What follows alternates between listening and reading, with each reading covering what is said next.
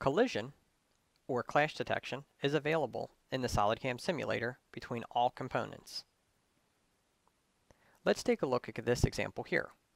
Here we have a pocketing toolpath which is machining this face, and then afterwards we have a tool which is machining from that face down to here.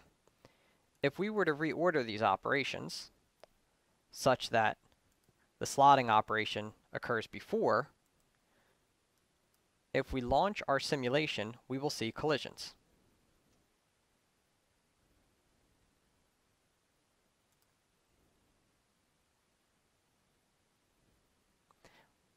After the simulation is played, you can see information about the collisions.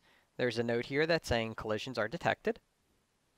We can hover our mouse over any of the markers. These markers are created at the toolpath positions where the collision occurred.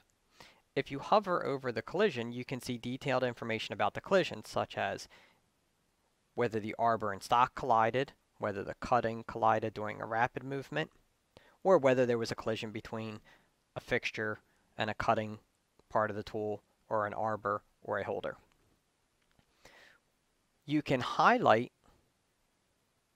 the marks and click on them to toggle between the start and end of the clash.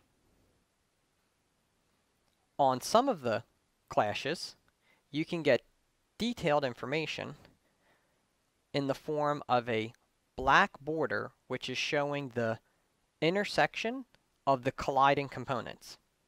Some collisions show a very distinct collision, such as when the holder here is colliding with the stock. Many times collisions are just a very thin portion, and this black border can be very difficult to see. You can also double-click to reposition the simulation to that point and continue playing from that position. Collision detection is enabled or disabled in the menu or the theme editor, and you can also have an option to stop the playback on a clash, such that if we restarted the simulation, at the first collision, the simulation will stop.